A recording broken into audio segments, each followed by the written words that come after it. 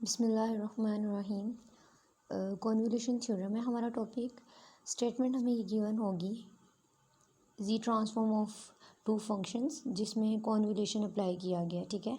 और ये जो है वो इसके इक्वल है और प्रूफ हमने ये करना है, ठीक है।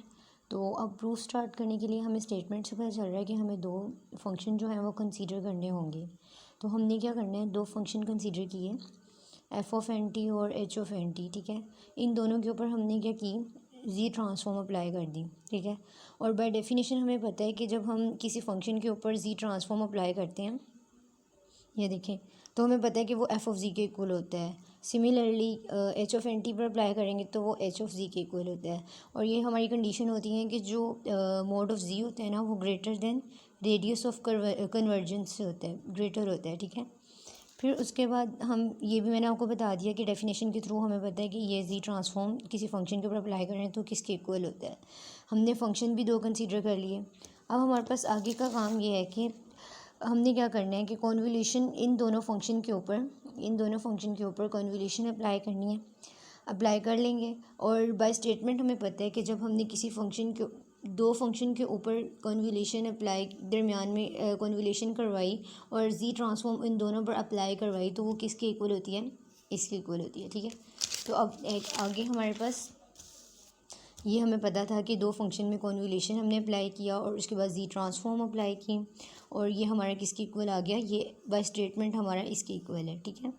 फिर हमने क्या करना है कि जो हमारी है ना ये जी ट्रांसफॉर्म हमने जब अप्लाई की, बाय डेफिनेशन हमें पता है कि जी ट्रांसफॉर्म जो है ना वो summation n is equal to zero to infinity और जेड नेगेटिव एन आता है पावर में, ठीक है। और ये ऐसे ही नीचे आ जाएगा, ठीक है।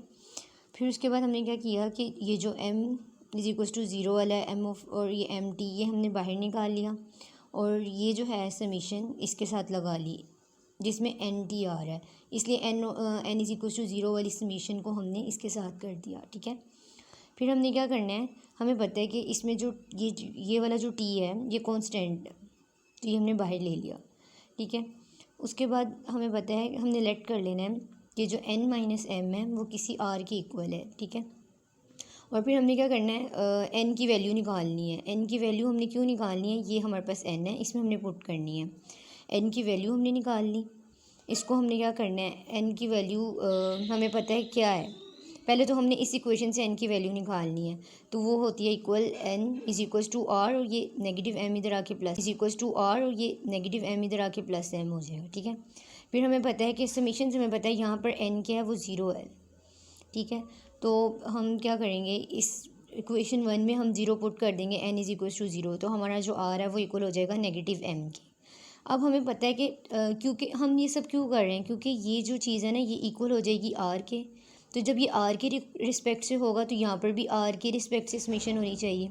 अब जैसे कि यहाँ पे मैंने पुट किया तो r is equal to negative m आ गया, ठीक है। और उसके बाद ये r जो हमने कहा था वो सिमिलरली आ गया नीचे। फिर इसमें हमने जो n की वैल्यू निकाली थी ये नेगेटिव एज इट इज़ रहा और ये जो n की वैल्यू है वो ये थी r प्लस m, ठीक है। और हमने क्या करना है कि अब सारा सेम वैसे ही अभी नीचे रहेगा और ये नेगेटिव ओपन किया हमने तो ये आ गया, ठीक है। फिर अभी सिमिलरली वैसे ही रहेगा और ये हमने जो है सेपरेट कर लिया इसको और इसको। उसके बाद हमने क्या कर लिया कि ये m के रिस्पेक्ट से है तो इसको हम इसके साथ लिखेंगे और क्योंकि ये r के रिस्पेक्ट से है तो इसको r के साथ लिखेंगे। लेकिन जब हम इसको m वाले को इसके पास लेकर जाएंगे तो हमें पता है कि m की जो वैल्यू है वो ज़ीरो है, ठीक है। तो हम यहाँ पर m की वैल्यू ज़ीरो पुट कर देंगे और z ऑफ नेगेटिव m इसके साथ लेंगे क्योंकि ये इसके रिस्पेक्ट से है ना। और r is equal to zero हो जाएगा क्योंकि हमें पता है m is equal to zero है और m वाला जो है वो इसके साथ चला गया इसलिए, और ये r is equal to zero आ जाएगा। और ये बाय डेफिनेशन हमें पता है कि ये f ऑफ z और ये h ऑफ z के इक्वल है।